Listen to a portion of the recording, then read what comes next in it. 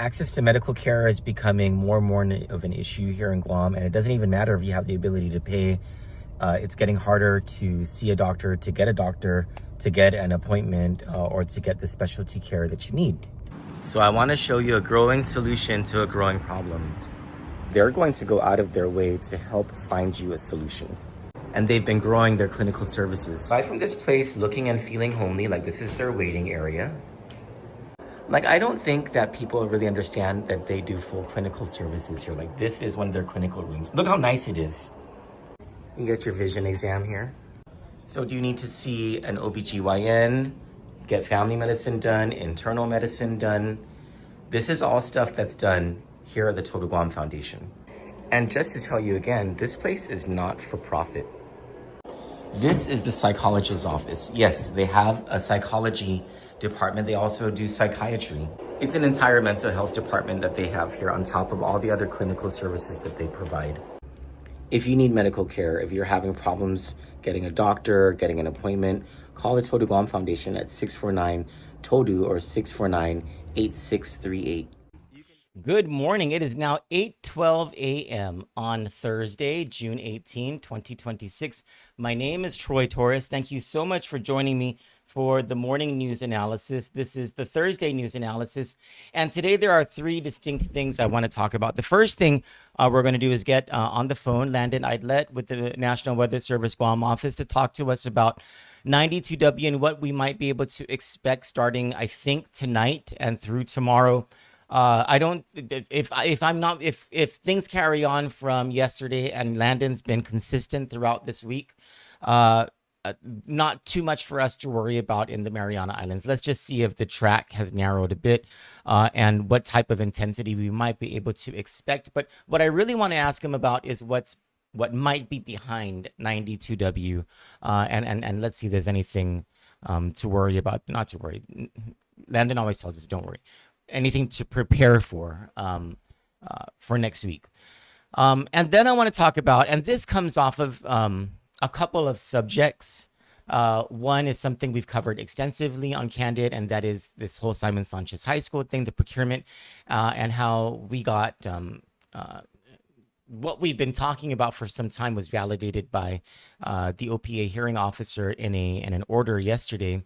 Where they essentially said, and I think like even other media places are kind of getting this. I mean, I know there's a couple places wrote. I was listening to something this morning, and I think there's still a little bit of confusion as to what is really going on here, and it's convoluted, right? But the dismissal of GPS's appeal was based on jurisdiction, and it leaves the protests, the three protests over at DPW in place. And what all that means is that this entire time, DPW, the administration of the governor and the lieutenant governor, have failed to render a decision on any of those protests, which is the actual cause of the delay of building Simon Sanchez High School. We're going to talk about that together with a story that appears in both newspapers about Veterans Cemetery and how the Attorney General's office is calling out the Guam Veterans Affairs Office for not being truthful about a delay in getting into procurement for the expansion of the Guam Veterans Cemetery and how that could yield $15 million in grant losses by the end of this fiscal year. So essentially, the administration being caught in lies, and there's really no other way of putting this because of how aggressive that they are being in gaslighting the public. I think we need to be equally aggressive in calling it out. And then the third thing, and we're going to get Senator Chris Duenas on the phone to talk about that as well. And then the third thing we're going to talk about, we're going to get Dr. Ron McNinch on the phone. He published an op-ed he has a morning, he has a weekly feature in the Pacific Daily News where he writes a column. We welcome him to write a column on Kandit as well. And, Dr. McNinch, he tends to be way more conservative than me. So, I think it's a great balance to have more conservative writers because if I'm the only person expressing an opinion, it's going to be pretty darn like leftist progressive. And balance is always a good thing. Conversation and discussion are always a good thing, right? So he wrote about several issues involving education. He has it out for the Guam legislature. He's like, look, that place is a circus. They're doing all these political things. We're going to talk to him about that and see if he wants, if we can have this conversation about, separating the legislature from the expectations of the public, the people who are pissed about things going on over at the Guam Department of Education. He talked about this issue of classrooms moving from classrooms into careers or classrooms into vocations. I want to talk to him about that and lost opportunity over the past decade. And I want to bring up something that I just heard Judy Wampat talking about on the Wave 105.1 with Patty Arroyo. Where Judy, this is, anyone who's known Judy Wampat knows that this is not any sort of surprise. She literally said that she, what the board voted on at the board meeting that directed her not to close down schools, she's not taking that as a directive. She's only taking that as a poll. It's like a survey of the board. I want to see what Dr. McNinch has to say about that, because it was a unanimous decision by the board. So that means he was one of the people who gave her that directive. Let's see how he feels about his subordinate saying that. We'll get to all this on the other side of the commercial break. And the first thing we'll do is we'll have Landon Aydlett on the line with us to talk to us about 92W. Stick with us.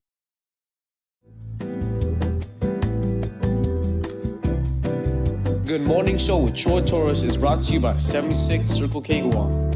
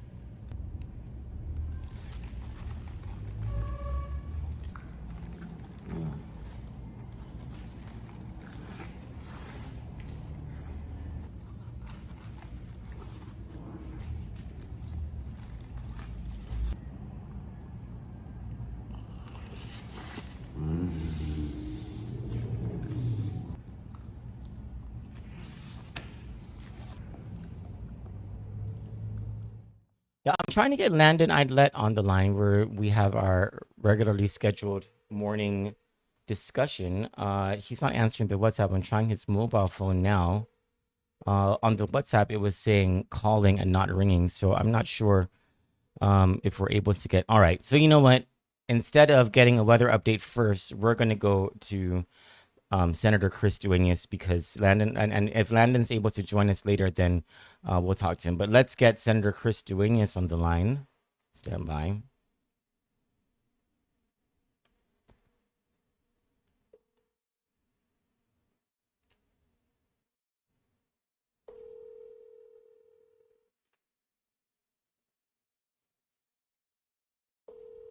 Pardon me.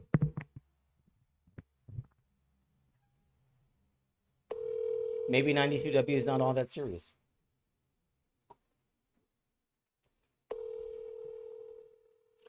Well, Senator Duenas said that he would answer my call at 8:20 a.m. What is going on?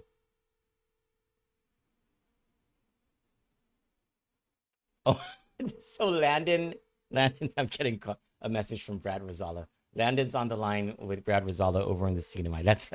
That's cool. Hi, good morning, Senator. Hi, good morning, Troy, and to the Kandit family. Thank you so much for joining us. All right, let's just get right into it, right? So you saw our coverage yesterday of the OPA hearing officer's determination or decision regarding or dismissing the appeal by GPS in the Simon Sanchez Quartec development procurement, and how that this is just such a convoluted thing, right? You have the dismissal of the appeal, and so some people might think, oh, that means the project can move forward, whether that's a good or bad thing. But no, it just means what it has always meant this entire time. And what got lost in the conversation was that there are 3 protests over at DPW that DPW has never ruled on. Senator, what are your thoughts on that? Well, first of all, Troy, you did an excellent job in your coverage, and definitely by playing the entire recording, it was very clear. Unfortunately, really, the onus is really on DPW and a significant failure here to make a decision on those protests and kind of ride along, for 7 to 8 months before trying to go really to proceed to do a groundbreaking and execute the plan going forward while these protests were lingering. And it's very concerning simply because it was clear in the OPA's review, and the reason for their dismissal is the issue's not ripe for it's kind of a common term in nomenclature for court procedures or quasi-court procedures, that they have no decision to make because there is those pending protests, and it is very concerning because obviously it looks like their fiduciary responsibility was not undertaken. So, Senator, one of the things, or the basis for the jurisdictional decline being, that DPW hasn't issued a decision. So I'm laughing about it because this is one of those only on Guam things, right? DPW hasn't issued a decision. It's been more than half a year since the protests have been lodged. DPW made no decision. And throughout the hearing, the June 2nd hearing, the parties, even Cortec was like, look, these guys just got to make a decision, right? And Cortec's rep was even saying, or you guys, GPS, you can just take it to court. But of course, that would entangle everything in years of litigation. So the hearing officer, Joe McDonald, he asked DPW, and Linda Ibanez is the one who answers. He says, why haven't you guys made a decision? And Linda Ibanez says, sorry, that's attorney-client privilege. And they have not answered that question to the public. And it's not even that they haven't answered the legislature's question. You guys have just been fed so much information by the administration with this glaring omission that you guys haven't even asked about that. And so, number one, how do you feel about the past several months of the administration making it look like you guys are responsible for this delay when it was them all along? And secondly, how do you feel that you guys might have to close this loophole in the law regarding what prompt means simply because the administration decided they were going to take that word to its hilt? Well, I got three observations on this. First of all, if you look at it, when that attorney-client privilege was invoked, the attorney for the AG never came in and spoke as to why either they gave legal guidance or any reason. So it's kind of like bouncing it over to the attorney to say, well, I can't discuss that. But obviously, let's be clear, it was just a failure for them to execute on that.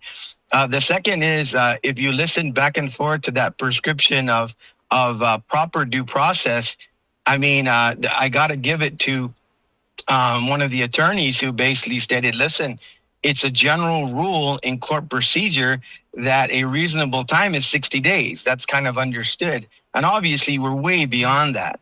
So it looks as though there may have been, I can't really describe it otherwise, as either passivism or a deliberate reason to not enter into this agreement. So if we have to in the future start saying, should there be any dispute, it's 60 days for a reasonable turnaround of any protests. I guess we'll have to be very, very much more descriptive, even though there's an understood. And you're talking about people who should generally have been doing procurement for a long time. I should understand that. The third thing is, I think we really dodged a bullet here, because had the legislature not been very, very deliberate in its process to not go straight to the merits of the round, the committee of the whole, and start rounds on the merits of the issue, we probably could have been in a situation where it looks like what was an attempt to force our hand. Because if you look at the legislation that was sent down, it prescribes that a protester would be entitled to damages. So the government of Guam could have been on the hook for significant amount of money if we rushed through that process if they went to their award based on the law and broke ground on the with Cortec, and then turn around and the protest was upheld, we don't even know what that price tag would be. So And I think I Senator think that Sabina we did the Perez, right thing. I think Senator Sabina Perez was very clear in her floor remarks on that. You're talking about Josh Tenorio's bill that would have forced the development to begin, right?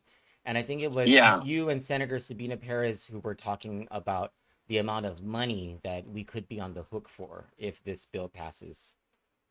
And that's one of the reasons why, for the people, once again, our listeners and those who watch Kandit, when they watch that deliberation, it seemed lengthy and it seemed like a lot of recess. But the truth is that off camera was the legal arguments, and everything that's bearing out right now were actually the legal arguments. And I got to give it to the Attorney General. He said, "Listen, there may be a decision soon by the OPA that will bounce this thing back, and a decision needs to be made." And that's exactly what happened. But the OPA, as we find out from the OPA, is not where the decision needs to be made. It needs to be made over at DPW, and then the OPA process can open. Right, but they had to adjudicate that because it was in their hands, right? Yeah. They could. I mean, if they wanted to, I guess, you know what I mean. Their legal counsel could have written, a paragraph saying this is not right, but we dismiss it outright. But I think they want to be deliberative because this is such a sensitive topic, right? They wanted to make sure everything was on the record and why they're making that decision. That listen, you're before us, but you don't need to be before us right now. The automatic stay really is not necessarily enforced at their level because they haven't even entertained and relieved the issue of the protest. Now that this stuff is public, right? What are your suspicions surrounding if there's any connection between DPW not issuing decisions on the 3 protests linked together with the lieutenant governor's attempt to force the procurement through? Well, I mean, I don't want to go too deep into that. I think people can draw their conclusions, but I think that if they believed that they had negotiated and kept the negotiation open in good faith, and if they believed that that was their processes, I don't know. I think it's questionable simply because you would think that they would understand that their job is to dismiss those protests once there was a notice to award. And so, Senator, I mean, the premise there is good faith, right? You're giving them that benefit of the doubt or a benchmark assumption that's pretty high level up there along the lines of ethical, right? But I think we've already established, based on the what's on the record about the $16.3 million, and never mind everything else, but just the $16.3 million for fiscal year 2026, that the administration has been less than honest with the legislature about that. So I don't know that good faith is even on the table for consideration. Yeah, I understand. Maybe I'm a little careful because there's so many legal procedures involved, and from the legislature's perspective, I want to let folks draw their own conclusions. But certainly, it seems to have been an attempt to kind of take this thing all the way out and then deal with the ramifications of the protest beyond that. And I'm not sure that that's the proper way to have handled this. Now let's connect this issue with recently, and this was reported in both newspapers. I did not get a chance to report on this, but you had a hearing by Senator Sabrina Salas Matinani regarding Veterans Affairs, the Office of Veterans Affairs. And there were statements made that because of the Attorney General not signing off on some contractual stuff, they are in jeopardy of losing $15 million in grant funding to expand Veterans Cemetery, which is, I believe, a 10 or 12-year long thing that we've been waiting for. I know this is something that we were talking about back in the Calvo administration. And then, so that becomes news. And then comes the Attorney General's office, and they're like, wait a minute, no. We kicked that back. It was approved by the Attorney General for immediate processing. And then the assistant AG kicked it back more than 2 weeks ago and was like, hey, you guys are missing some documents. Can you submit the documents so we can complete this and sign it off? And they haven't submitted the documents. So Senator, this is a pattern now. This is not just Simon Sanchez High School. This is a pattern of the administration gaslighting the public and the legislature about the real causes of these procurement delays. Your thoughts? Well, let's just talk about this week, Troy, and this is just fair because it's all on the record. Starting with Sean Gumatato's oversight of Office of Civil Defense. They received a letter in May, the administration and Office of Civil Defense, that Sean had to do a FOIA on because of the question cost now at $40 million. And it was basically a letter saying you are restricted from drawing down unless you meet these really, really strict criteria. And this will be in place for 3 years going forward, that you will have to comply with this procedure. There's no more, send us some invoices and we'll reimburse you and we'll load your account. That issue, and I asked a simple question, Esther, do you have an ASO? And she said, well, 3 years ago when I took the helm, I did, and then it was taken away. I mean, when you run a multi-million-dollar agency or an operation that requires millions of dollars of changing hands and procurement and everything else about running this government, the minimum you need in the heartbeat of an organization is administrative service officer, because that's a signatory also to contracts and other things. And those ASOs don't want to go to jail. Yeah. So they're the ones who really prevent, directors and other people from saying, hey, just sign this. And you know what? They even told me one time when I said, where is this? And I said, can it move faster? They said, yeah, put all your signature on all of the corners and don't put ours on, and you could try to get it through. That's how strict they are in terms of, no, if everything's not, actually. And I said, wow, that's great. I love that answer, so that anybody who's asking me about it, I say, no, every signature here has to be done. And the ASO starts it because they're the ones who certify funds. They certify that things are available and everything else to move the process forward. So that was just one glaring thing that jumped off the page, and we're under that situation. Then moving over again to Veterans Affairs. They're not only possibly going to lose this $15 million grant to upgrade that cemetery and do, a lot of great work there. They're also returning $3.1 million and another grant. And so the pattern really, and every time I ask these folks that come before us, Troy, I say, have you gone to the front office and said, listen, we need all hands on deck on this?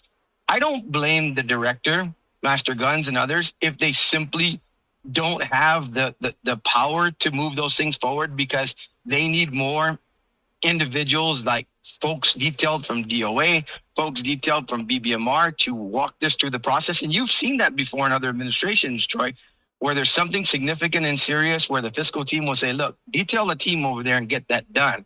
So yes, I think that it's clear that for some reason there's not a lot of attention paid to these matters when they're very serious, and I think that's why we're in the situation we're in. But Senator, they're blaming everybody else, but the actual culprits for these problems, they're either blaming you guys or the Attorney General or the federal government, and these things are coming home to roost as the public becomes more aware of what's actually going on.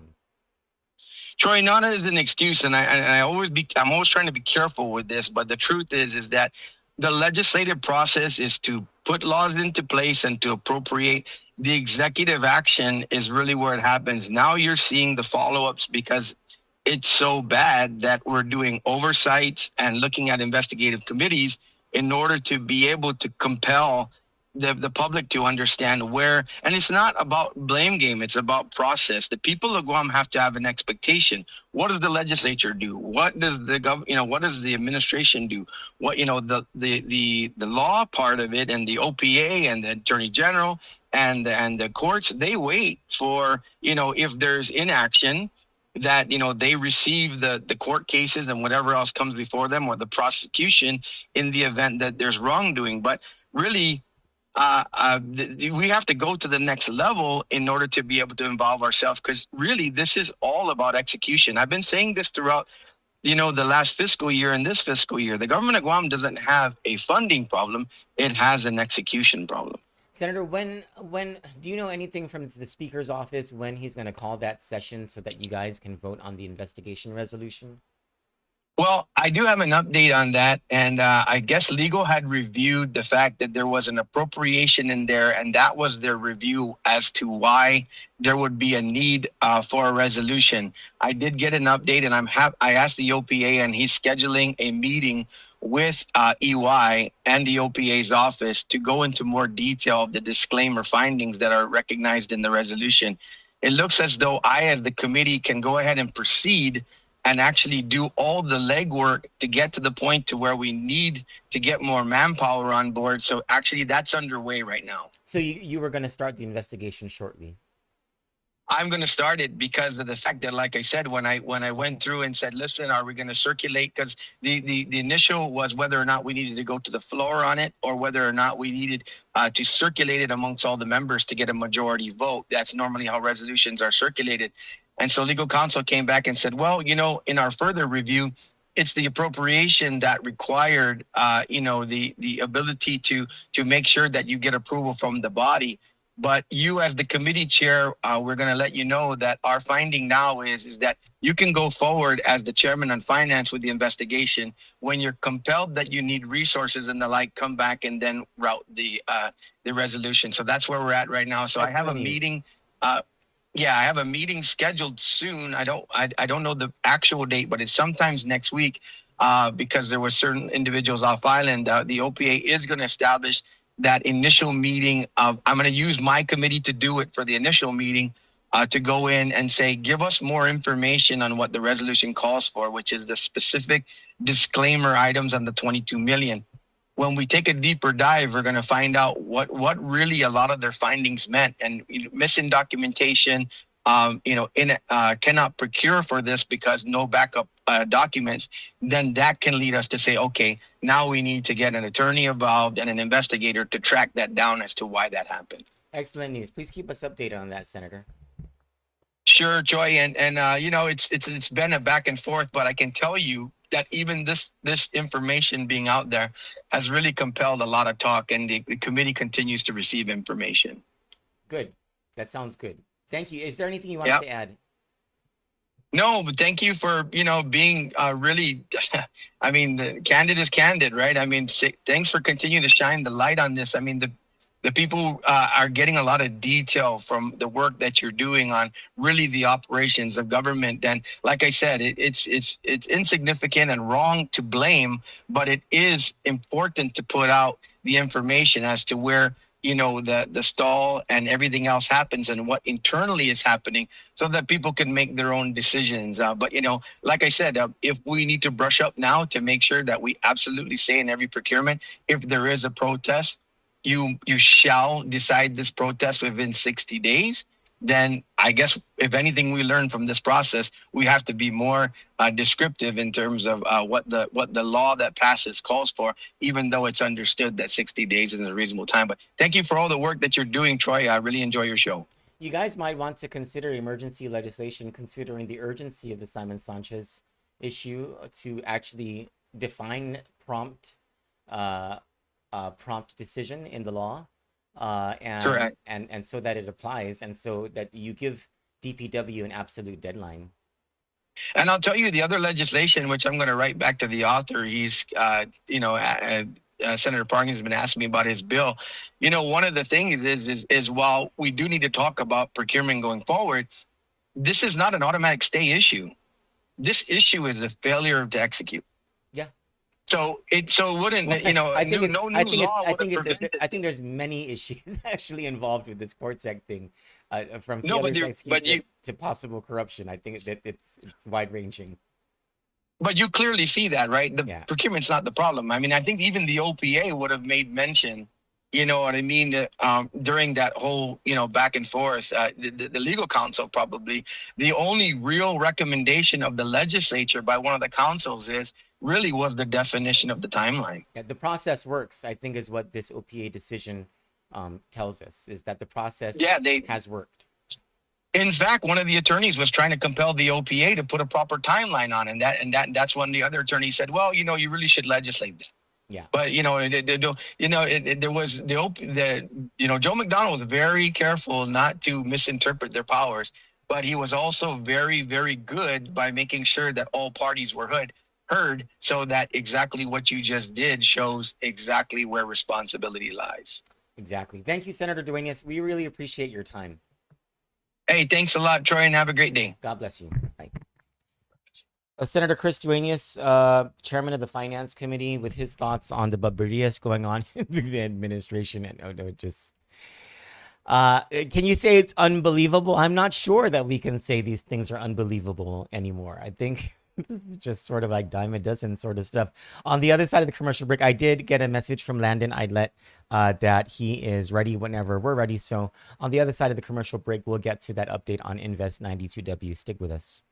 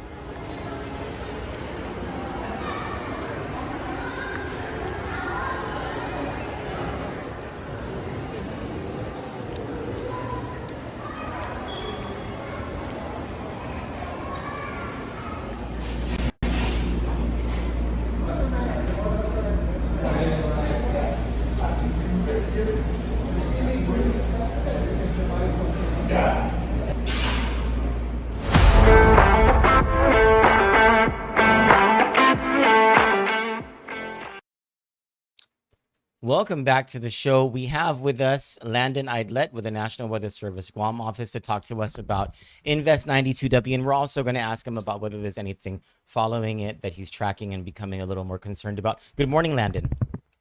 Good morning. How are you doing, Troy? I'm well, thank you. I appreciate that. I appreciate you asking. How are you? You're good? Man, it's been a busy morning. I've been about to pull whatever hair I have left out since last night. Sorry.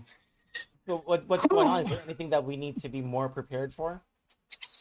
Well, I wouldn't say more prepared for, but I think there's a degree of sigh of relief for this system. 92W was struggling hardcore yesterday as it was crossing toward 150 longitude. And so what was happening is we're watching a broad area of showers and thunderstorms, and now a newly labeled Invest 93W between Koshway and Madro.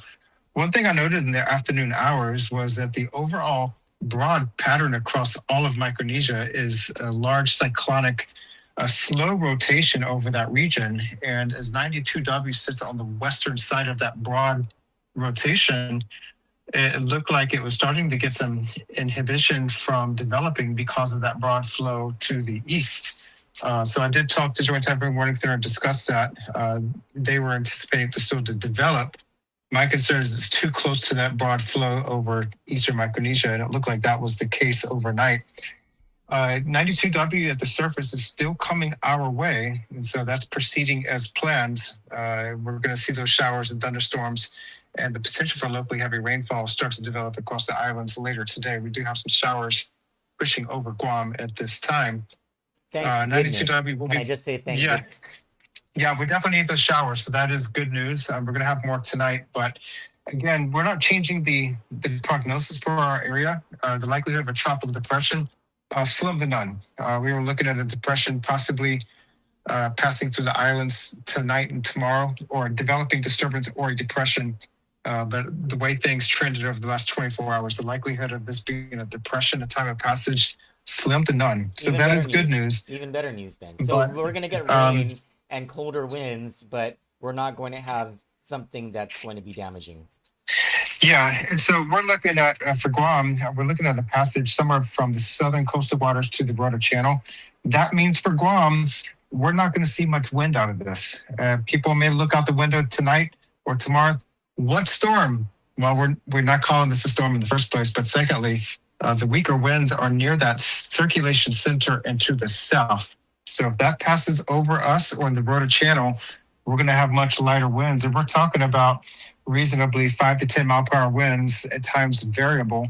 We could see some gusts upwards of around 20 miles per hour, but that would be more so associated with any heavy showers as they pass through. So again, 5 to 10 mile per hour winds for Guam.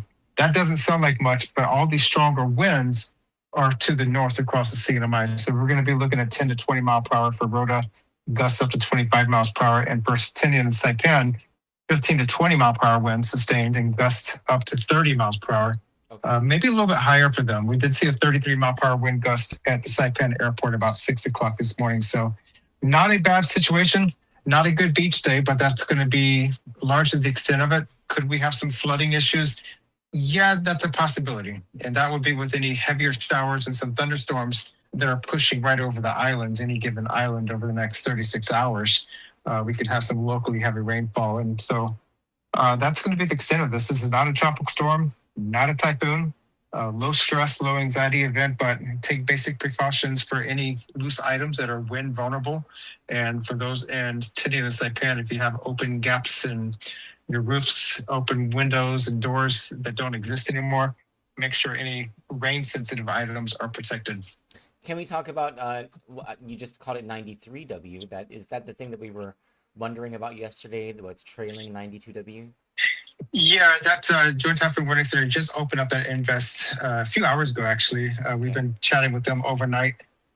So we don't anticipate any development to come from this in the short term, meaning the next couple of days.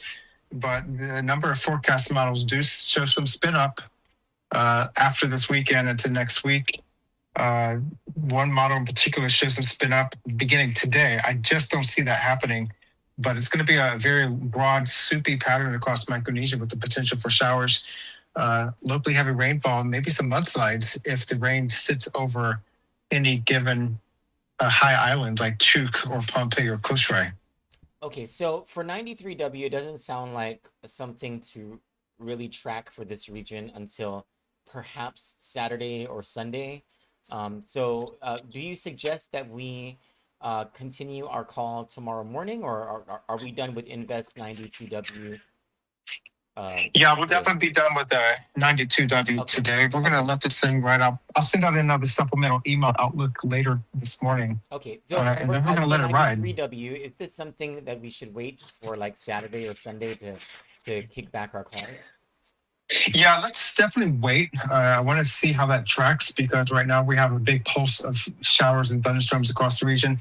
That could look dramatically different in about 24 hours as things start to regroup and reorganize. Okay. But I just don't see any development the next couple of days.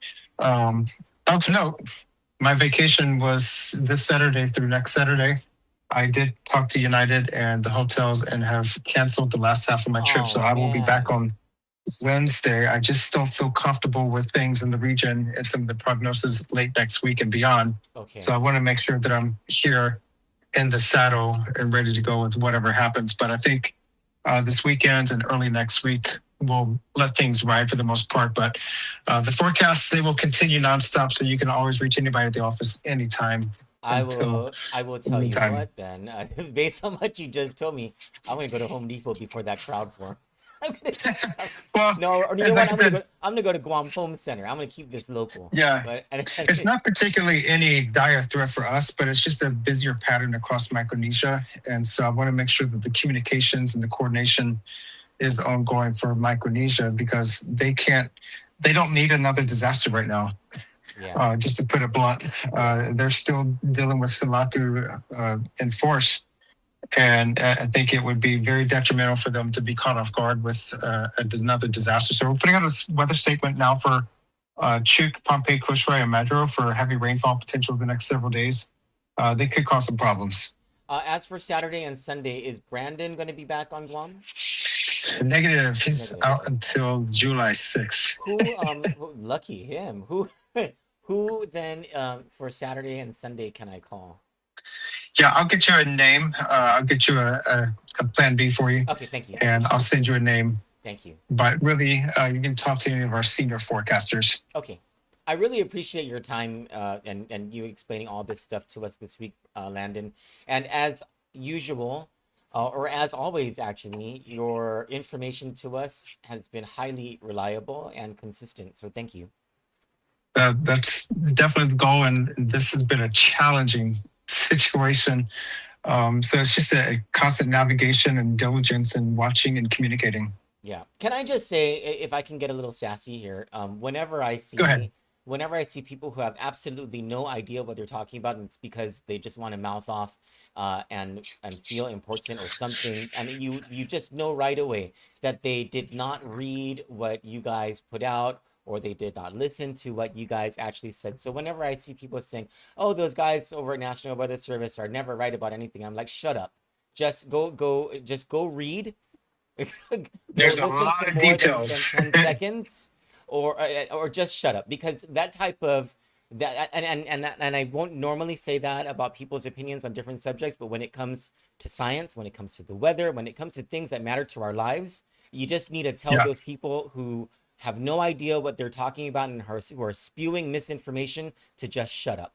I just wanted to Well, I say that. definitely appreciate that because I like to look at social media comments, not so much just for the drama, but I like to see it because I like to gauge what people are receiving well, what they understand, what are the frequently asked questions, because it's the questions I see on the social media chat groups and the comments, it guides what I'm communicating and how I'm communicating. That's what shaped me over the And years. questions But are wonderful. Questions, that means people want to know more, and it provides an opportunity for answers and truth. And so questions are wonderful.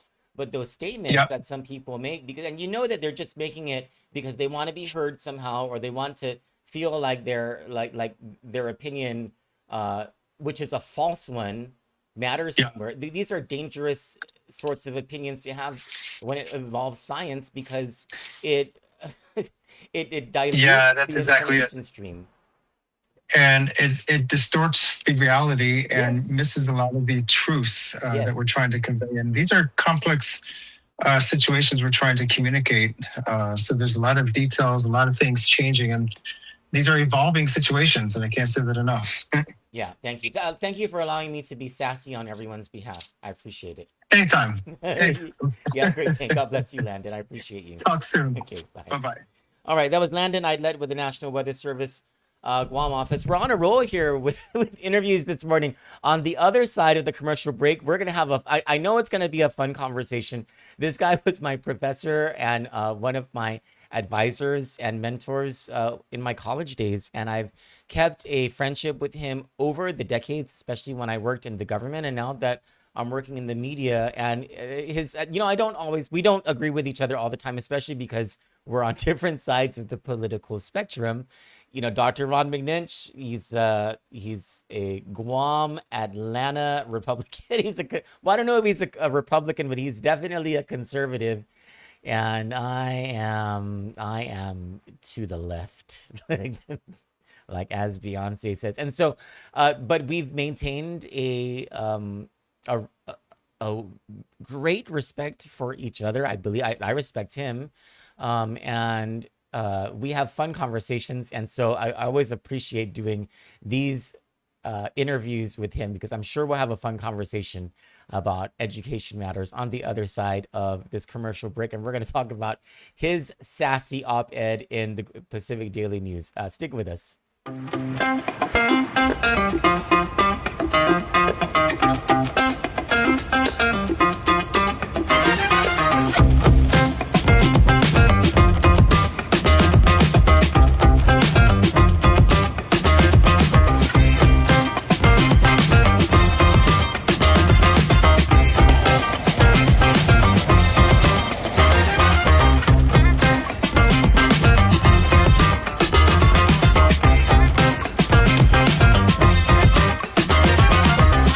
You asked, we delivered.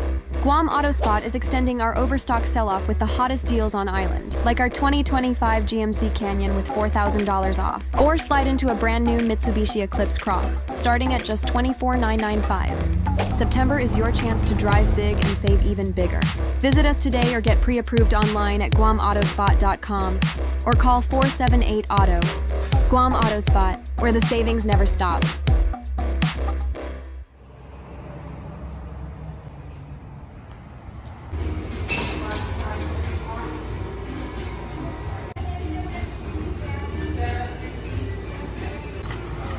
This stuff's hitting the spot.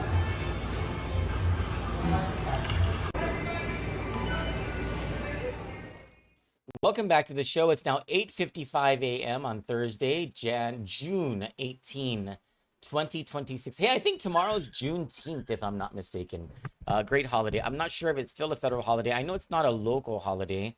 And honestly, thanks we have a lot of holidays, and so any day that the government of Guam can be open, that's great for us who are always waiting in line. And not to diminish the importance of Juneteenth, though. Anyway, my name is Troy Torres, and joining us to talk is my friend, my old college professor, advisor, mentor, even though we're on separate sides of the political spectrum, Dr. Ron McNinch. Doc, how are you doing? Hey, how day, Troy? How day, Guam? Can you hear me okay? Yes, sir, we can. Very good. Well, I just wanted the public to know, Troy, just how long-standing your devotion and commitment to the people of Guam has been. And you're also a wonderful student leader at the University of Guam. And you always spoke up for the students. But that's what you're supposed to do when you're a leader. You got to shake it up a little bit, right? And you never shied away from being outspoken, from having opinions that you felt needed to be expressed, but also you really, I have to say, in your later service in government, you always had a center and emphasis on helping our young people and helping our children. Thank you. And I never forgot that. Thank you. I appreciate and in fact, I'm on the Guam School Board. Well, I just want to let everyone know that if you don't like me on the Guam School Board, blame Troy Torres, because he was a major factor in me getting appointed early on. Well, you're elected now. I am. And you can blame me for that too. I voted for you. Yes, and we had that conversation early on. I thought I'd be on the school board maybe 3 or 4 months, clean up a mess or two, and then kind of cycle off. And I ended up staying with your encouragement. And I certainly have learned a lot. And no pun intended. Mark Twain said, never let school interfere with your education. And I think that's always a great point. Okay, let's get to your op-ed, Doc. It's titled Opinion McNinch, 2026 Education Circus. Let's get to the circus part first. You're talking about the Guam legislature. And it has a lot to do with two hearings happening next week. One on a bill to change the composition of the Guam Education Board. Less about that and more about the circus portion, the alleged scoring of political points by senators with the oversight on a variety of GDOE topics. Why don't you go ahead and start us with that? Sure. So they have 2 solid years of a term, and they wait just a couple of months, 3-4 months before the election to suddenly say, we have to hold a huge oversight. To be blunt, if I had it my way, nothing would be said about education without saying the word children first. Because, when people talk about education here, particularly our elected folks, they're talking about bricks. They're talking about, juggling funds here and there, but they don't talk about children. They don't talk about parents, and they don't talk about anything. I have always believed in that exactly what you're saying. I get sick and tired at the focus on the brick and mortar and the ancillary issues of public education, and how the conversation is never about learning outcomes. I couldn't agree with you more, Doc. Yes. And, I have to say, I had a little boy in Price Elementary back in 1996, 97. I think you might have met him. I can't remember. And then my daughter was in George Washington High School for about a year and a half.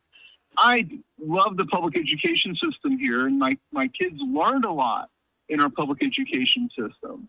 But the problem is often people get into the rut of thinking that education is all of these, things that don't matter for education. But ultimately, education is about our young people. It's about helping our young people prepare for the future.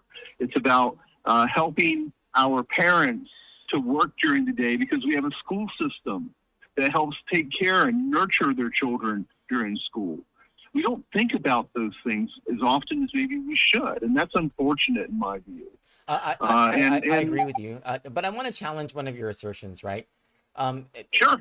And not necessarily on the part about the legislature acting like a circus or whatever, but can I just, devil's advocate here, right? Because it isn't just senators. Please. It isn't just senators who are concerned about these things. It is us and the public, right? Maybe not everybody in the public, but I think reasonable and objective people have had their concerns, particularly over the past month with how things have rolled out over at GDOE, not on the board level, but on the management side. The board had its voice noted a couple of days ago when you guys had your meeting, right? And the board unanimously sided with public concern here. So could this oversight hearing be seen instead as the legislature being responsive to public outcry?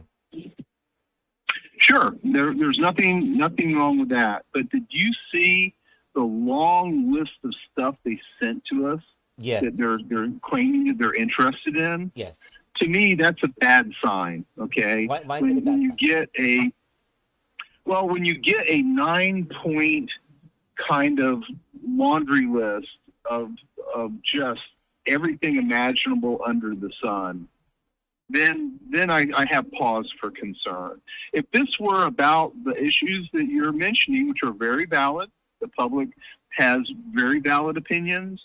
Okay, so you agree that these are valid. The public has valid concerns. Okay. Right. It's the method. It's the method that I take exception with, and also some of the rhetoric I've heard bantied about in recent weeks, and that's why I wrote a very political article today, and I stated very bluntly what some of my views were. It's very sassy, just like me. Yeah, and I did that on purpose, just so you know. And sometimes, how can I say this, in politics, it is who gets what, when, and how.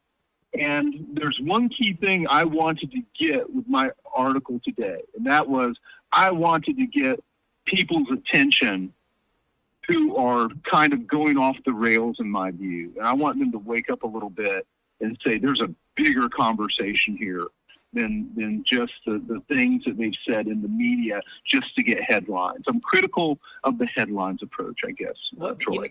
Actually, that is my takeaway. Actually, was the bigger perspective, and it was this issue of, and you buried it at the bottom of your op-ed, but I guess you were building up to it, and it was why aren't we talking about getting our kids from classrooms into careers or classrooms into vocations?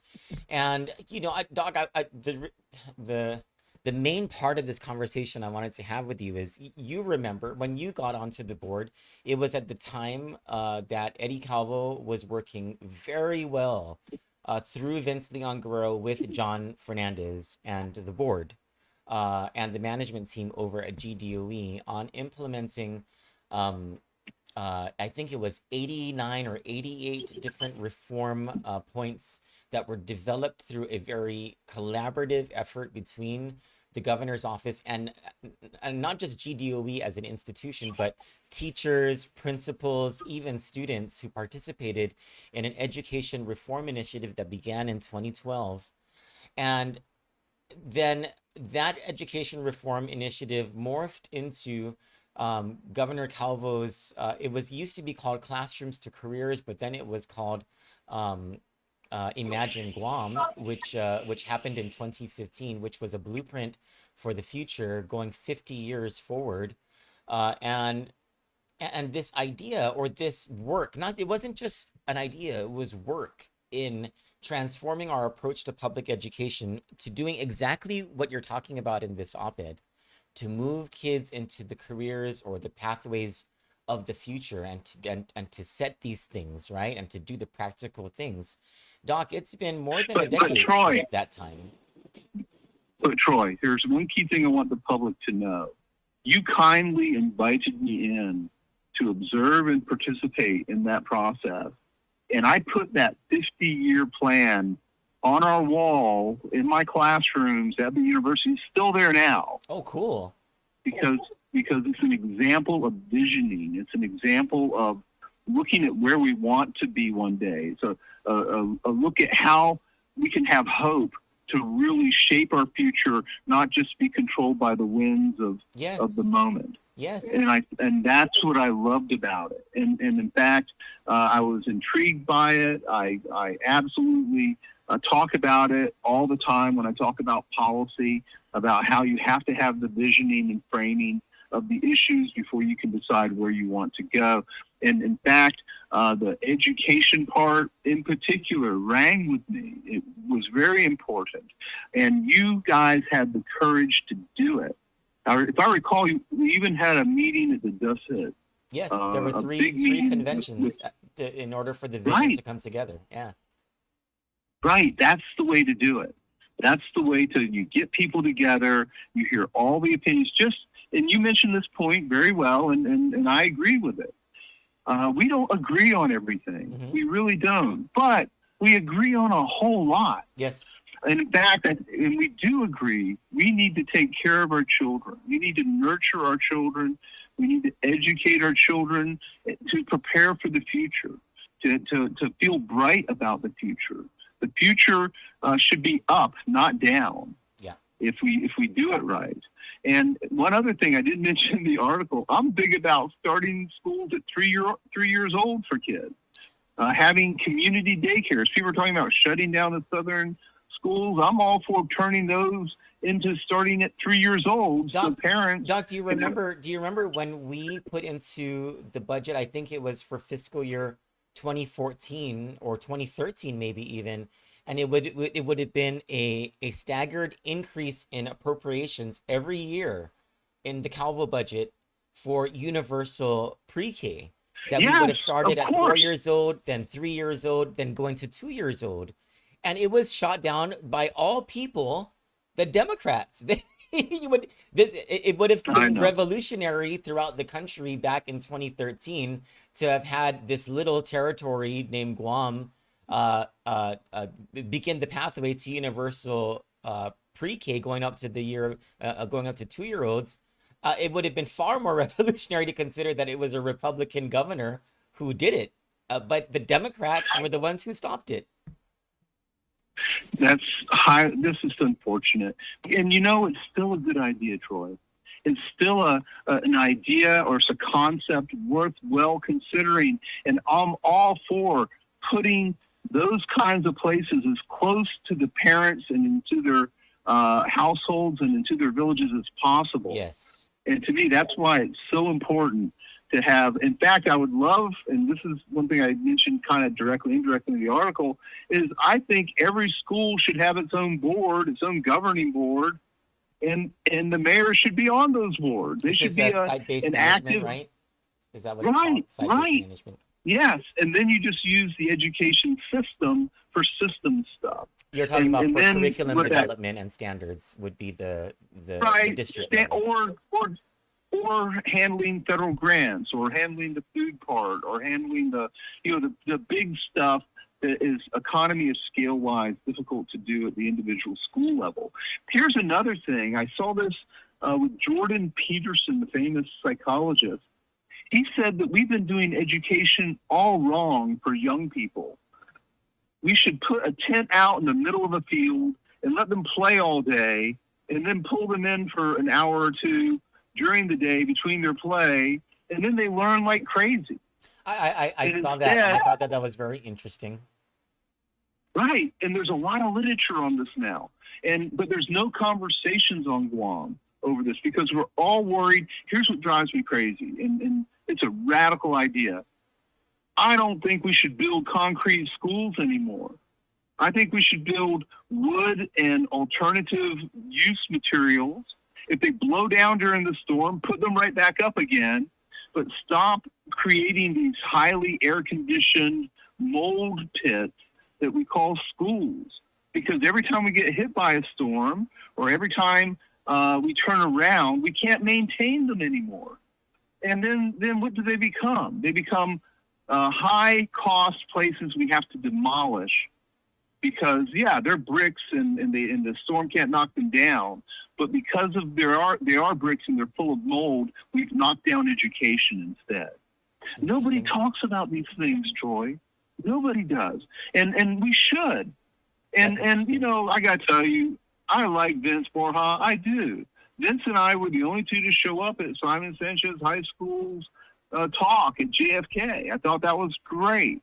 But I have to say, no other senators showed up. Yeah.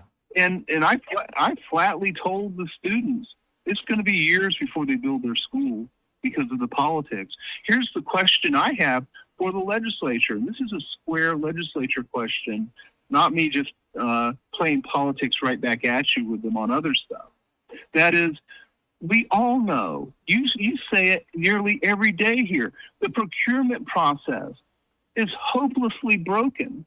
Why don't our senators say, for major capitals projects, we're going to use a major capital project approach and forget the Mickey Mouse, 80-page procurement manual and run a direct, capital project procurement or capital project development process that transcends the Mickey Mouse procurement process. Well, like with Simon Why don't Sanchez we High do- School, right, Doc? Like one of the things Yeah. that they could have done was just take a NAVFAC multi-step bid approach, and everything would have worked out. Right. Why don't we consider these things?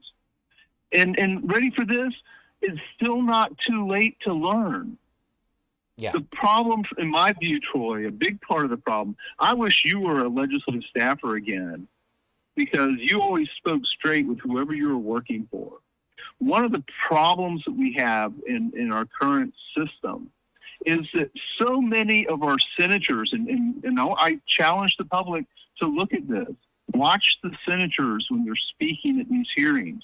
They're constantly taking talking points off of their smartphones because their staffers are texting them. They're not even thinking at these meetings. It's pathetic. Yeah. It really is. It's like, who have we elected? Have we elected their staff or have we elected them? It's like they're hand puppets to some voice out there texting them on a smartphone. That's noticeable with some of them. Yes. Yeah.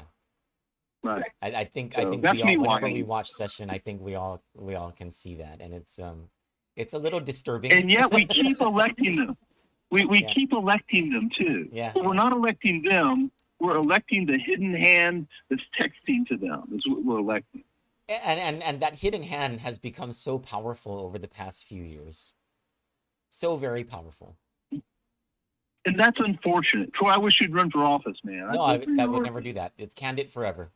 Or if you know what, I don't actually, think no. you'd stoop that low. I have a goal to wean myself off of at least being the face of Kandit. I'm by the end of this year, my goal is to wean myself off all but one or two of the evening shows, and then next year I think my goal will be to hand this morning show over to somebody else. I want to do the writing. I want to do the researching and the writing, and I want to spend more time in church. That's me. And I'm so intrigued by your physicality and the things that you post about your physicality, Oh, thanks. because to me, that's an extension of God's work. Oh, thank you. When you take care of your body and you take care of your soul, you can have a great light of influence around others. And I think that's very admirable and positive. Thank you. I think St. Um, Augustine but- talks about that as well. Yes, of course. So I'm a classicist in my own right. I grew up in the South, so I talk with a Southern accent, and few people actually catch that.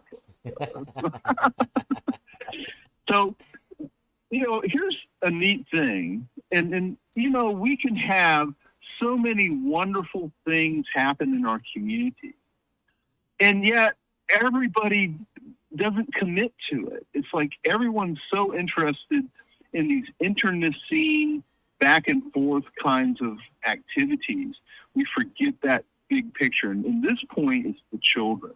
We forget the children. It's like we've left them in the back seat of a hot car because, people want to go play in the casino of politics.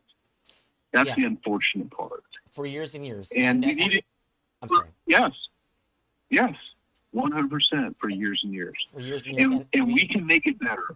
We tried to revolutionize that back in You know, it's kind of funny, right? Like the rich Calvo, right? Like he's never in public school or whatever, but his number one priority for most of his administration was public education. It was like the thing he spent the most amount of time on was public education. His entire idea behind it is to revolutionize it so that public school kids, when they graduate, and they will graduate, when they graduate, they're graduating into the world that they're better prepared for, whether they're going to join the private sector workforce or the government, go to college, go to trade school, join the military, prepared and connected to the economy that they're going to build for Guam. That was his whole thing for most of his administration. And it's so sad that we've regressed, and that all that work that happened then to make those things happen, together with,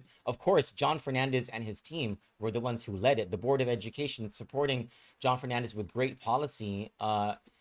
Just this whole revolution that happened, that you were part of, that you were a leader of, has, I don't know. I don't know, Doc. I'm concerned.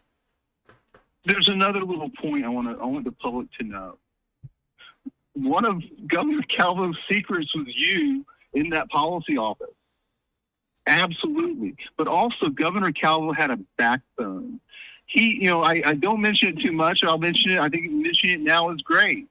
I was under huge pressure at the university for reporting the student sex abuse things. Yes. And you know what?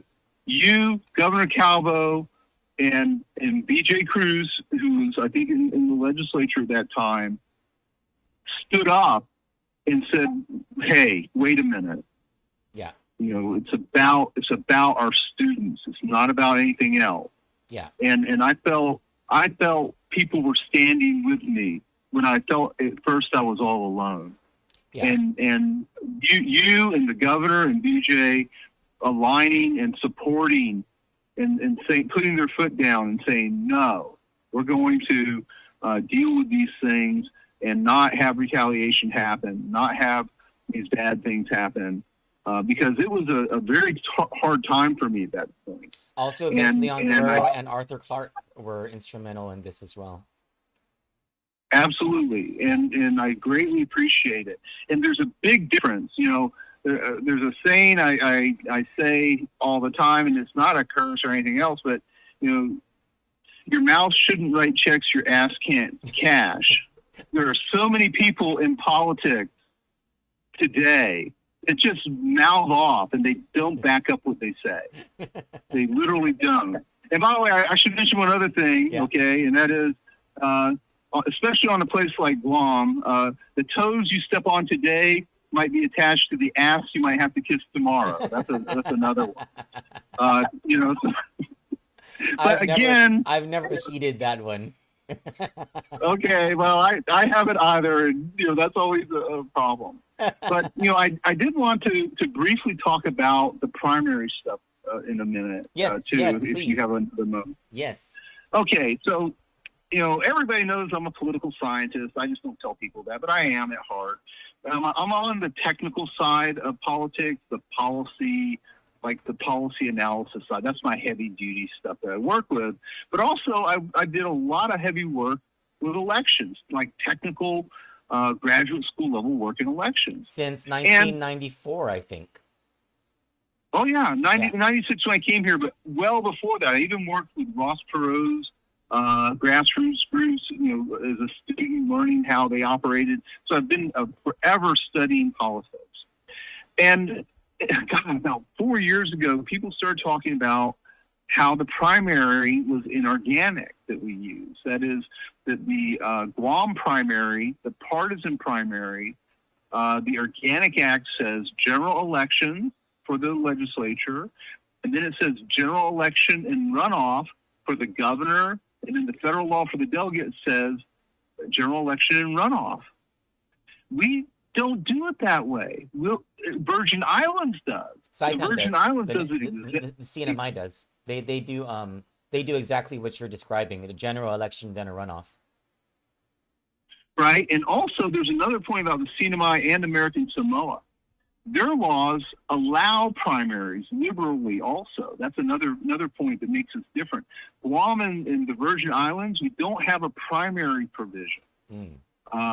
We do, and there's nothing wrong with us having primaries, but they're supposed to be for party choices only. Yeah. They shouldn't be a qualification to get on the general election ballot. Yeah, that is And that is something that I've always wondered about. Like, how can you bar someone from running in the general election when the Organic Act allows people to run in only the general election? Right. And there's a freedom of association issue. That is, you're forcing people to join political parties the way it is and things like that. And here's the interesting thing. So we have several candidates running for governor on the Democrat side. And so Therese Terlaje versus Josh versus St. Augustine. Two of them are going to lose. Either of those two losing points can probably argue this point in federal court. Yeah. The loser on the Republican side for governor, because one of them are going to lose, can argue this point in federal court. The losing person on the Republican side for delegate, which also has a runoff provision, could argue this point. And so in August of last year, I filed, just to remind people, this is a looming thing we need to start talking about now so it doesn't sneak up on us in August and September of 2026. And they let it fester just like everything else, Troy. You're talking about the They legislature. pretended that everybody, the political parties, the legislature, the election commission. In the Virgin Islands, they routinely schedule a runoff election. They put it on their calendar.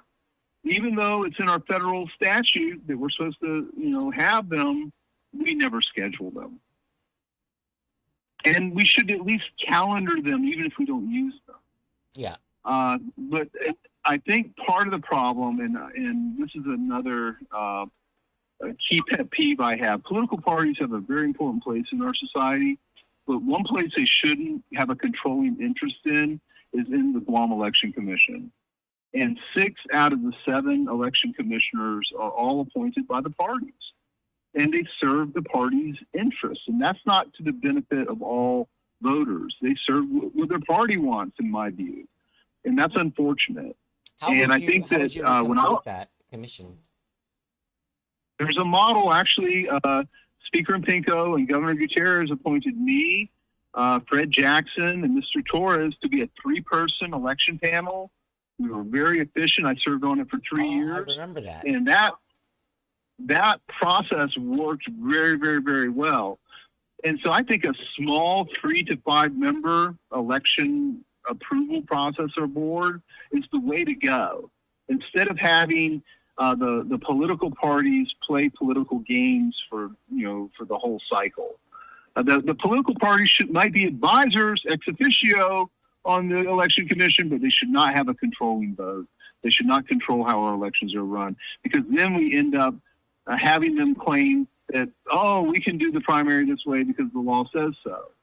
Well, I don't think the law is right, to be blunt. And I think that we need to have more discussions on it. You know what the law emboldens, and this happens almost every single post-primary gubernatorial period, is the losing Republican from the primary election.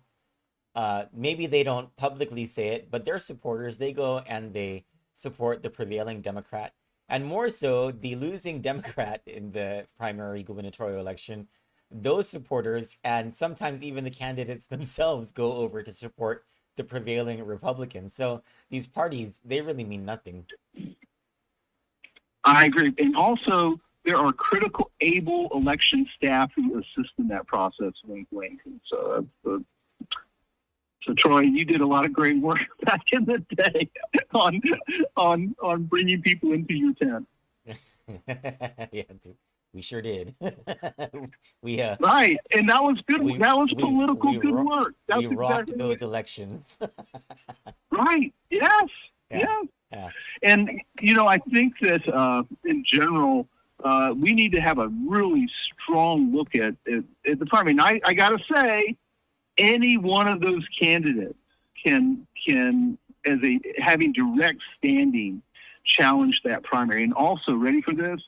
Any person knocked out who's running for senator at the primary election, the partisan primary, can protest on the same grounds. Yeah. And it will get standing. The other thing is the Please Don't Quit Your Day Jobs Act of 2026. Yes. Yeah. So talk to us about that. Yeah. So basically, I looked at national averages. I think the national average for legislatures is about $12,000 to $14,000 a year. The Guam legislature was never intended to be a full-time body. The senators are not employees, and if they are employees, then they're only working 2 or 3 hours a week because their staff do all of their work. And going to parties or other events is not working. It's just simply, we don't have working royals in our community. Like, they pay the British royalty to go to events. That's not what senators are for. They're there to make laws. On average, a 30 to 40-day legislature would work for us if we went to one. But the problem is, under the Organic Act, the legislature itself sets its time, so it's nearly impossible to make them part-time. But one thing you can do is cut their pay. And once you cut their pay, especially down to like $12,000 a year, they have to go out and get day jobs.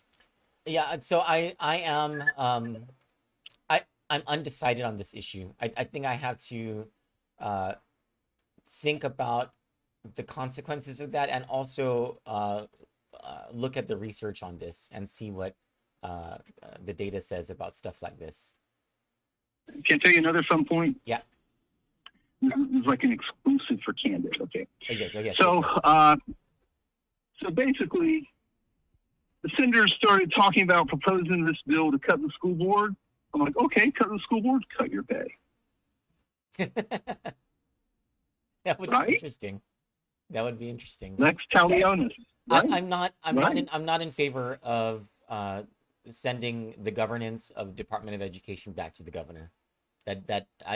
We've gone through that and it doesn't work. It didn't work back then, and I don't think we should believe that it'll work now.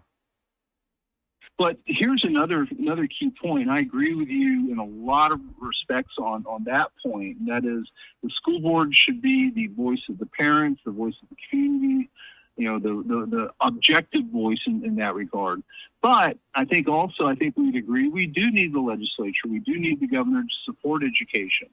And in some ways, we've untethered the assistance of the executive branch or even the legislative branch from education in these efforts to try to make education totally independent. And so I do think that there needs to be some realignment. So, for example, DPW should be able to freely help a broken down school if they want to or have the resources to do so. This shouldn't be a major political question. I think Doc, it's a choice. It's a choice that the voters make when they elect who the governor is, especially, and who the legislature is, and we know that it's a choice because Eddie Calvo for 8 years chose to help GDOE, chose to extend a hand even when he wasn't asked, but especially when he was asked. But when he saw that the GDOE needed something, he would have Vince Leon Guerrero call the board and call the superintendent. And then, the assistance would be rendered right away. This is a choice that the voters make when they choose the governor. But Troy, there's a key point on that very, very issue. That needs to be an actuated talking point for people running for governor. They need to be able to proclaim, hey, I will fully support the education system with any resource I have and can do. I would like to hear the governor candidates say that. And also, the same thing, I'd like to hear the senatorial candidates say that. So Therese Terlahi said it explicitly in the Guam Women's Chamber of Commerce Forum. She said, when she started her answer about public education, she said, "You will not hear me say that education is not under me. You will not hear me say that I have nothing to do with public education. If you elect me governor, I will be there to support the Department of Education, not to tell them what to do, but to provide the assistance that they need." She did explicitly say that. Well, I'm glad to hear that because I didn't hear that myself. I think I was off island that Okay. week when that went on. But I am pleased to hear that. Yeah. And I'd like to hear every candidate express the same sentiment because, education is worth it. And, I know that people feel strongly one way or another about a lot of the flavors of education and things like that. And that's completely fine. But I think the bottom line is we should be willing and able to support education as much as possible. And one other pet peeve I have, Troy, is how we certify teachers in this town. It drives me crazy. Charter schools don't have to go through this crazy teacher certification process. When a young person graduates from the University of Guam or even GCC with a 4-year degree, they should be able to be provisional teachers. That should be the criterion for initial entry as a school teacher. Are you talking about that whole praxis thing? Is that the certification thing? Okay. I've heard complaints about that over the years, yeah. Why does an English teacher need to do Algebra 2? I want English teachers to be able to write and know language, or you get my point. I mean, there's just other perspectives that simply have been shoved out of the process. They started that teacher certification policy idea as a separate commission over a minor bribery scandal. They should have just thrown that guy who was taking teacher certification bribes in jail. They should have just simply taken all the certifications away from the teachers that had bribed him and started over. And instead, we end up with a monstrosity of a teacher certification commission. One other thing, that Miles Washington guy they convicted of abusing little second graders. Oh, yes. That was UP Elementary? Yeah, he was recertified as a teacher even after these allegations came up. Yikes. He was accused in 2018. They recertified him in 2022. Yikes. Well, I remember that certification reform was part of those 88 or 89 education reform points back in 2012. It's there. We need to dust those off, man. Yeah. Let's make the Ron and Troy Education Commission, man. Doc, I've got to run. I really appreciate your time and your perspective and the information you provided us on so many different topics. And if I can just leave you with one thought, keep an eye out on that superintendent of yours. People better keep an eye out on me too. We got our eye on everyone over at the board, but you guys are responsible for the superintendent, so just keep an eye out on her. I love your show. Thanks, I love Doc. your show. We love you. You have a great day. God bless you. Right, that was Dr. Ron McNinch with the Guam Education Board, also a longtime friend, advisor, mentor. When he was my professor over at the University of Guam, so many years ago. I never finished because I'm not responsible. Anyway, for Kandit News, I'm Troy Torres. You all have a wonderful day. I appreciate you all. God bless you, and see you for the evening show or the Troy Torres show tonight.